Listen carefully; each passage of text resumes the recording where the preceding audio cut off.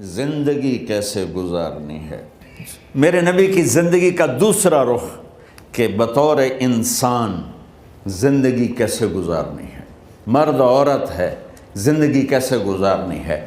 پہلا رشتہ جو قائم ہوا دنیا میں وہ ہے خامد اور بیوی، حضرت آدم اور حوا کا نکاح ہوا۔ اللہ تعالیٰ نے عورت کو کمزور بنایا تو پہلے دن سے اس کو عزت اور احترام دیا تاکہ ساری زندگی اس کمزوری سے ناجائز فائدہ نہ اٹھایا جائے بلکہ اس کو عزت دی جائے۔ کہ آدم علیہ السلام کے لیے مٹی اکٹھی کی، پانی ڈالا، گوندھا اور ایک اسٹیچو بنایا اور ڈال دیا۔ جب وہ خشک ہوا اس میں روح ڈالی اور پھر وہ ننگے بدن تھے، پھر ان کو جنت کے کپڑے پہنائے اور جنت میں ڈال دیا۔ اس کائنات کا حسن بھی عورت سے ہے اور جنت کا حسن بھی عورت سے ہے۔ حضرت آدم علیہ السلام جنت میں، لیکن بابے جی دا دل ہی نہیں لگتا، کلے کلے ہی ٹورے پھر دیں۔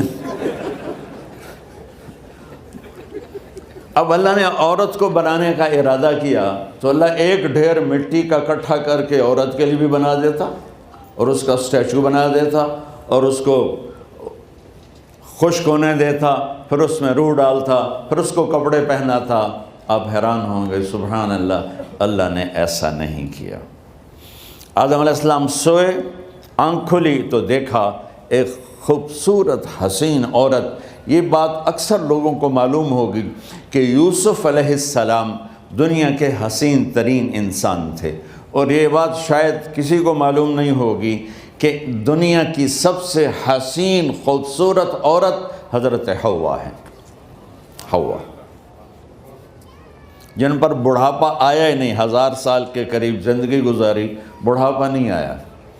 حضرت آدم اور حوا قریب قریب عمر تھی۔ حضرت آدم کی عمر تو کتابوں میں مل جاتی ہے 1000 برس، لیکن حضرت حوا کی عمر کتنی تھی یہ کہیں پڑھنے کو ملا نہیں، اس لیے میں اندازہ کرتا ہوں کہ قریب قریب ہوگی۔ بڑھاپا نہیں آیا، بیماری نہیں آئی۔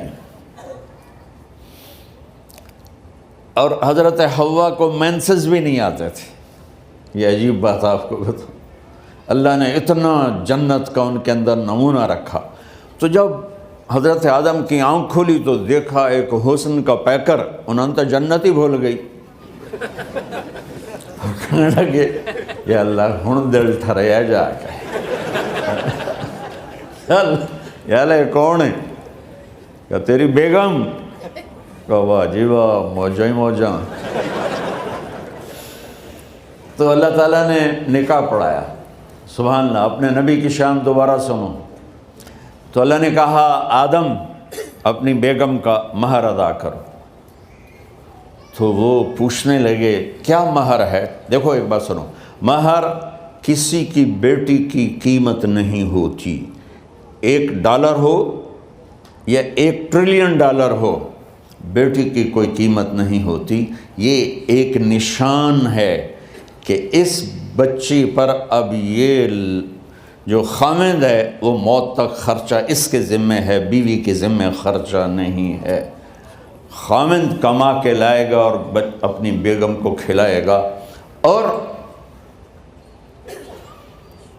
بیوی گھر کی ذمہ داری نبھائے گی۔ تو خیر وہ الگ بات چلی جائے گی۔ اللہ تعالیٰ نے کہا کہ مہر ادا کرو۔ کہا جی کیا مہر ہے؟ تو میرے اللہ نے کہا تیری نسل میں میرا آخری نبی آئے گا، اس پہ ایک دفعہ درود پڑھ دے، یہ مہر ہے۔ اچھا، شروع دن سے ہے کہ میں نے قبول کیا۔ قبول کیا کا مطلب ہے کہ میں اس لڑکی کو قبول کر رہا ہوں، اس کی کمیوں کے ساتھ بھی خوبیوں کے ساتھ بھی۔ اور جب لڑکی کہتی ہے سائن کرنا قبول کیا ہے، یا زبان سے کہے قبول کیا ہے، تو یہ اس بات کی گارنٹی ہے کہ میں نے اپنے اس لڑکے کو خامد ہونے کے طور پہ قبول کیا، اس کی کمیوں کے ساتھ بھی، اس کی خوبیوں کے ساتھ بھی۔ اور جو ہی شادی ہو کر ڈولی سسرال کے گھر جاتی ہے تو ٹیسٹ شروع ہو جاتا ہے، کی کر دیے، باندھی کے میں، اٹھیں دی کے میں، بول دی کے میں۔ اور اس میں بہت زیادہ نیگیٹو کردار ہے سسرال کا، کئی لڑکیوں کا، چونکہ ہم نے اپنے نبی کی زندگی نہیں قبول کیا۔ یہ واجب ہے کہنا قبول کیا، کہ جس میں پیغام ہے کہ اب میں اس کی میں کوئی کمی ہے وہ بھی قبول کروں گی، کوئی خوبی ہے تو سر ماتھے پر، اور لڑکا کہتا ہے کہ میں اسے قبول کرتا ہوں، اس کی خوبیوں کے ساتھ بھی کمیوں کے ساتھ بھی۔ یہ بات یاد رکھنا، پرفیکشن کبھی تلاش نہ کرنا، پرفیکشن کبھی تلاش نہ کرنا۔ اللہ نے 100 نمبر نہیں مانگے، 51، ایک نمبر اوپر ہو گیا۔ گناہ تمہارے 50 ہیں اور نیکی تمہاری 51 ہے، تو اس ایک پر ہم تمہیں جنت میں ڈال دیں۔ اب کوئی خامند اپنی بیوی میں پرفیکشن دیکھنا چاہے، بیوی اپنے خامند میں پرفیکشن دیکھنا چاہے، ساس سسر اپنی بہو میں، ساس سسر اپنے داماد میں، بھائی اپنے بھائی میں، ماں باپ اپنی اولاد میں، اولاد اپنے ماں باپ میں، جہاں یہ نظر ہوگی تو وہاں لڑائی ہوگی۔ کمیوں کے ساتھ قبول کرو۔ قبول کا لفظ اتنا واجب ہے، تو ڈر تو پھر بہ گئی تھی نا۔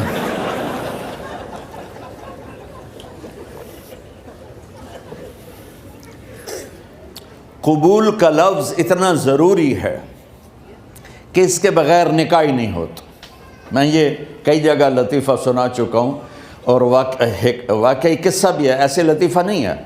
میرے دوست ہیں، ذمہ دار ہیں اچھے، تو ان کے گاؤں کا ایک بچہ چھوٹی عمر میں بسوں پہ جا کے نا وہ جاب پہ لگ گیا، تو اس کا کام ہوتا ہے بس کو صاف کرنا، ڈرائیور کو چائے پلانا، اور جہاں کہیں رش ہو تو اس کو ڈائریکشن دینا، استاد جی کٹ لو، استاد جی آن دیو، استاد جی جان دیو، تو یہ اس کا محاورہ بن جاتا ہے۔ اب اس کا نکاح ہوا تو مولانا صاحب نے کہا بھائی عبد الرحمن، میں فرضی نام لے رہا ہوں، نام مجھے اس کا یاد نہیں، عبد الرحمن زینب بنت اسلم نو تیرے نکاح دیتا 500 مہر تو قبول کیتا؟ تھوڑی دیر سوچ کے کہندا جی آن دیو۔ اس نے ساری زندگی آن دیو ہی سیکھا تھا، تو اس کے بھائی نے اس کو کوئی نہیں ماری، تو کہنے لگا جی جان دیو۔ مولانا صاحب نے کہا آن دیو جان دیو نال کم نہیں بننا، تو آگے میں قبول کیتا۔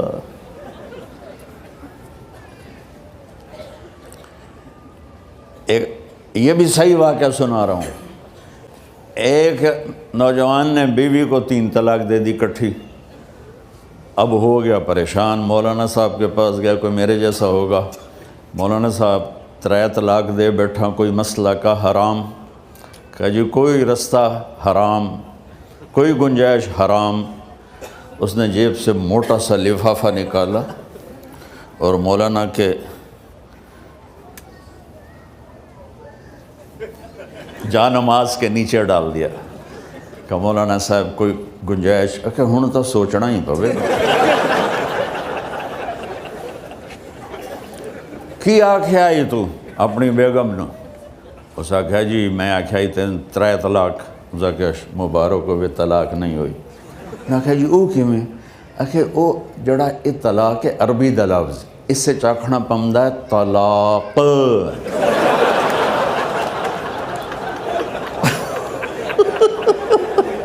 یہ آپ کو صحیح واقعہ سنا رہا ہوں۔ تو تم نے تو چھوٹے کاف کے ساتھ کہا ہے طلاق، او کاف تا کتے آلا ہے، موجاں کر، ایک لفافہ ہو راوے تو چاہے ساری زندگی دا حلال کر دے۔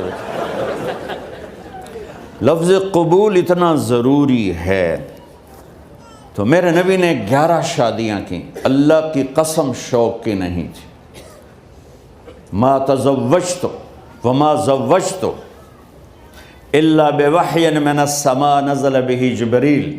کہ لوگوں سن لو میری بات غور سے، مجھے عورت کی کوئی رغبت نہیں ہے، میں نے جہاں شادی کی، جہاں بیٹی کی شادی کی، پہلے اللہ نے آسمان سے جبریل بھیج کے حکم دیا، پھر میں نے قدم اٹھایا۔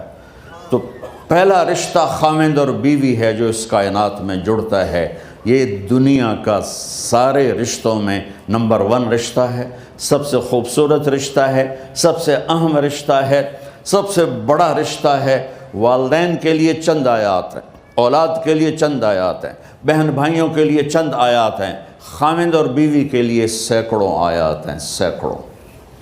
تو اگر آپ اپنے گھروں میں کامیابی دیکھنا چاہتے ہو، اپنے گھر کو ہاؤس کی بجائے ہوم دیکھنا چاہتے ہو، خوشی کا اگر آپ اسے گہوارہ بنانا چاہتے ہو، اللہ کی قسم ڈگریوں سے نہیں ہوگا، محبت سے ہوگا۔ میرے نبی سے پوچھا گیا یا رسول اللہ اسلام کا سب سے مضبوط عمل، نہیں، میرے نبی نے سوال کیا، بولو بھائی اسلام کا سب سے مضبوط عمل کیا ہے؟ صحابہ نے کہا نماز۔ نہیں، سبحان اللہ، ابھی میں نماز کی کتنی اہمیت بتا چکا ہوں۔ انہوں نے عرض کیا جہاد، آپ نے فرمایا نہیں۔ تو صحابہ نے عرض کیا روزہ، آپ نے فرمایا نہیں۔ اللہ اکبر۔ کہ یا رسول اللہ حج، آپ نے فرمایا نہیں۔ تو سارے صحابہ حیران ہو گئے، یا رسول اللہ نماز، جہاد، روزہ، حج، تو پھر کیا ہے؟ اب سننا سارے بہن بھائی، مستورات، بچے بچیاں، آپ نے فرمایا اسلام کا سب سے مضبوط اور بڑا عمل ہے آپس میں اللہ کے لیے محبت کرنا۔ اگر آپ اپنے گھروں میں حسن دیکھنا چاہتے ہو تو ایک دوسرے سے محبت کرو، اظہار محبت کرو، اور محبت کے پیدا ہونے کے لیے بہت ساری چیزیں ہیں، لپیٹ کے 2 میں کر دیتا ہوں، 2 میں۔ بیوی کی خوبی دیکھو، کمی نہ دیکھو، خاوند کی خوبی دیکھو، کمی نہ دیکھو، پہلی بات۔ دوسری بات، اس زبان سے زہر نہ اگلو محبت کے پھول، اس زبان سے کڑوے جملے نہ ہوں، طنز نہ ہو، ٹونٹنگ نہ ہو، بےعزت نہ کرو، انسلٹ نہ کرو، تو آپ کے دل جڑ جائیں گے۔ یاد رکھو شکلوں سے زندگی آباد نہیں ہوتی، زندگی اخلاق سے آباد ہوتی۔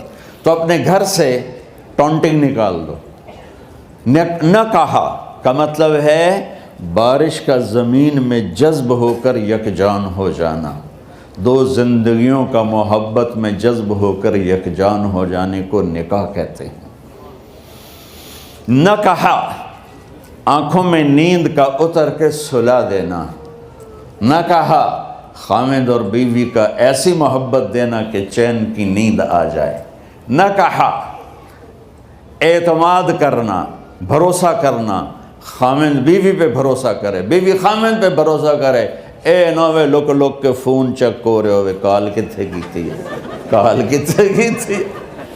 عزت دو، اعتماد کرو۔ چوتھا مطلب درخت کا چھاؤں بنا دینا، نہ کہا میاں اور بیوی، خاوند اور بیوی کا محبت کی ایسی چھاؤں بنانا کہ اس کے نیچے اولاد کا پودا خوبصورتی سے پیدا ہو سکے۔ نہ کہا، صرف لفظ نکاح کے مطلب بتا رہا ہوں، نہ کہا مریض کو، کدھر ڈاکٹر بیٹھے ہیں، میرے سامنے بیٹھے ہیں، مریض کو دوا ایسی دینا کہ وہ شفا یاب ہو جائے، آپس کے ایسے تعلق بنانا کہ زندگی کو شفا مل جائے۔ میرے بھائی بہنوں، میں آپ کو اپنے نبی کی زندگی بتا رہا ہوں۔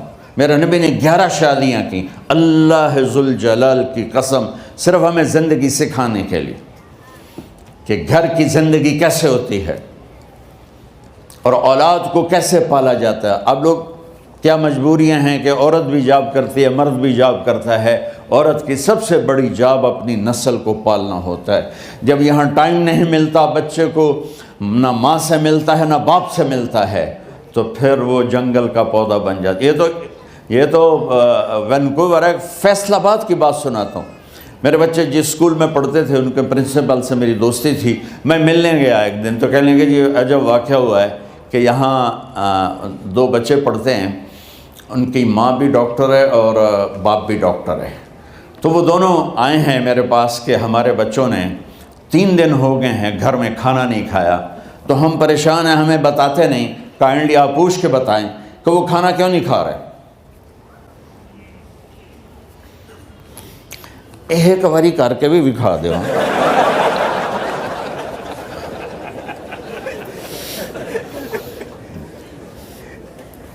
ہمارا دین اتنا خشک نہیں، ہمارے مولوی صاحبان نے زیادہ خشک بنا دیا. تو انہوں نے دونوں بچوں کو بلایا. سننا، سارے فیملیز بیٹھے ہو جہاں میں فیملی کی زندگی کو فوکس کر کے نبی سے جوڑ کے بتا رہا ہوں، طارق جمیل کے تجربے نہیں بتا رہا. دونوں بچوں کو بلایا. بیٹا آپ کھانے کو نہیں کھا رہے؟ کہا جی ہم اپنے ممی اور بابا کے سامنے نہیں بتائیں گے. تو انہوں نے دونوں کو باہر بٹھا دیا. پھر پوچھا اب بتاؤ کیا مسئلہ ہے؟ ان کا سر ہم صبح جب ناشتہ کرتے ہیں تو ہمارے ممی ڈیڈی سو رہے ہوتے ہیں، ہماری ان سے ملاقات نہیں ہوتی. جب ہم اسکول سے واپس آتے ہیں تو ممی ڈیڈی اپنے میڈیکل کالج میں ہوتے ہیں، ہاسپٹل میں ہوتے ہیں، تو ہمیں ان کو دیکھنے کا موقع نہیں ملتا. شام کو جب ہم کھانا کھاتے ہیں تو یہ دونوں اپنے پرائیویٹ کلینک میں ہوتے ہیں، تو ہم ان کو دیکھ نہیں پاتے. پورا ہفتہ گزر جاتا ہے، ہمیں ماں باپ کی شکل نظر نہیں آتی. تو ہم نے سٹرائک کی ہے کہ ایسے ماں باپ کی روٹی کیا کھانی جو اپنی شکل بھی نہ دکھا سکیں. تو اس لیے ہم نے کہا ہم نے بائیکاٹ کیا ہے، گھر میں نہیں کھانا ہے. تو ایسی لائف مت بناؤ. یہاں ایک بہت بڑا چکر شیطان دیتا ہے، بڑی گاڑی لے لو، $100 کی قسط تو ہے، اور بڑا گھر لے لو، $200 یا $100 کی قسط تو ہے. پھر میاں بھی کام کرے، بیوی بھی کام کرے، جو کہ بڑا گھر باقی رہے، تو خوشیاں تو مٹ گئیں. جو ڈبل جاب کرے گا، پھر ڈبل جاب کرتے ہیں.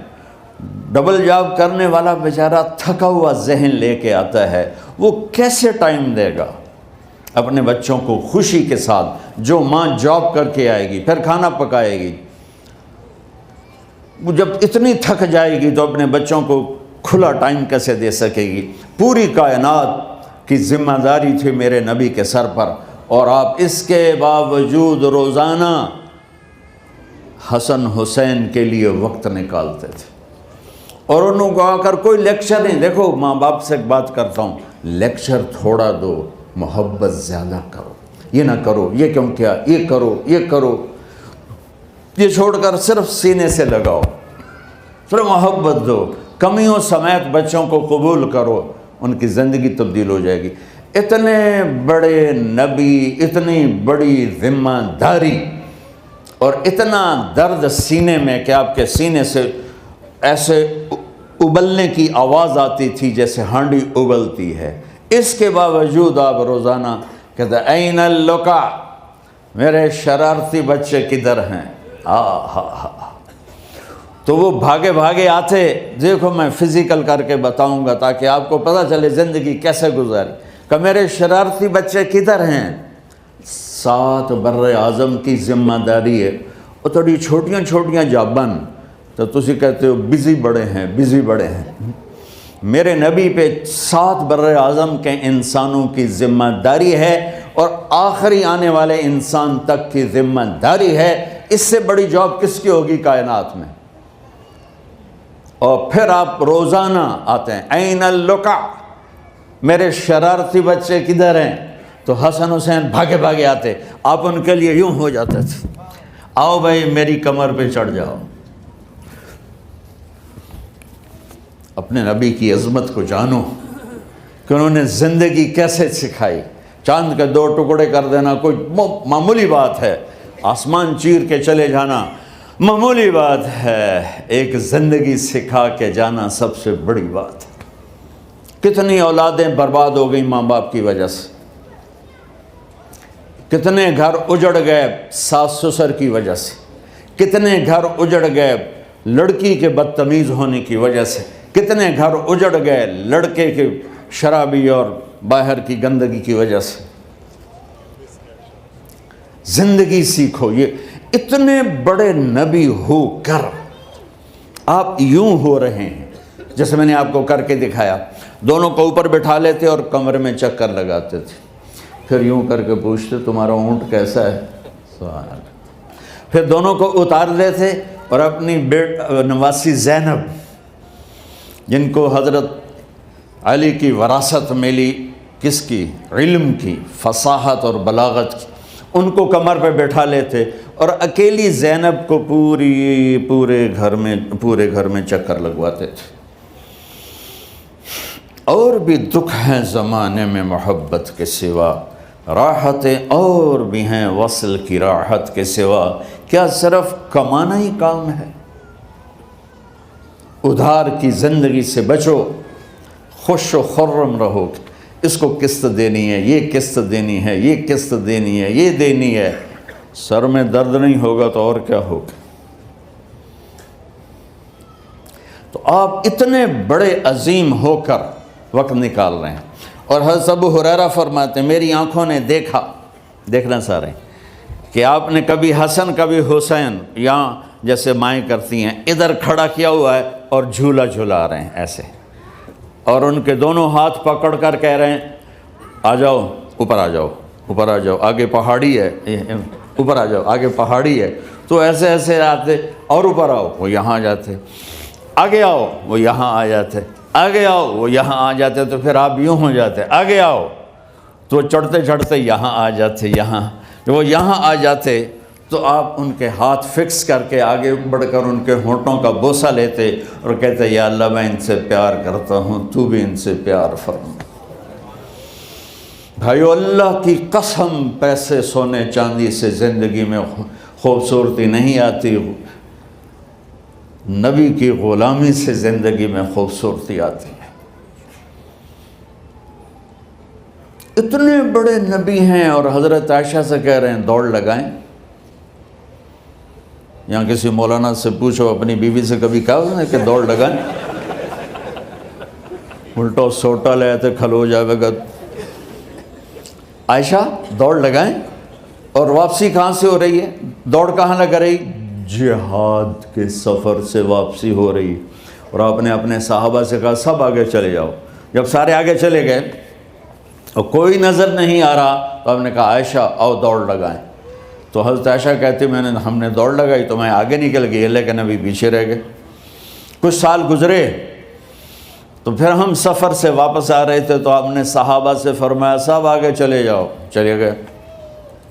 آپ نے کہا عائشہ دوڑ لگائیں؟ کہ جی لگائیں۔ کون دنوں میں ذرا موٹی ہو گئی تھی، تو پھر اللہ کے نبی آگے نکل گئے، میں پیچھے رہ گئی۔ تو آپ نے کہا عائشہ ہذہ بتلک، آج تو اور میں برابر